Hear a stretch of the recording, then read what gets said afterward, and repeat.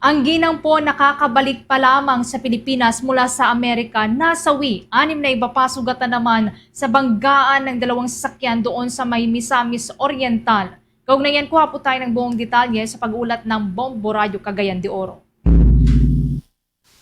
Nasawi ang isang agriculture engineer nang magkabanggaan ang 2 sasakyan sa lalawigan ng Misamis Oriental. Kasunod ito sa mabilis na takbo ng isang Ford Everest na minaniho na naman ng isang minor de edad kung saan nabangga nito ang Ford Expedition na sinakyan ng biktima at mga kaanak pa nito sa Diversion Road ng Barangay Bara, Bayan ng Upol ng Lalawigan kagabi. Sa panayam ng Bombo Radio, inihayag ni Police Regional Office 10 spokesperson Major Joan Navarro na dahil sa tindi ng collision impact ay dead on the spot ang biktima na si Engineer Emily Pagaling habang 6 pang sugatan.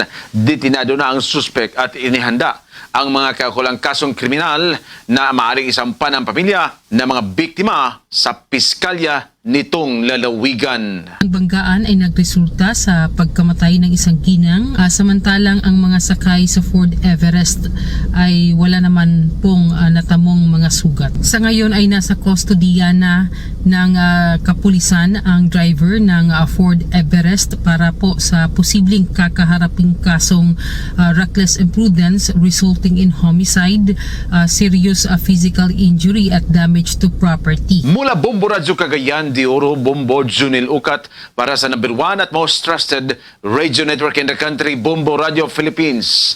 Basta Radio. Bombo!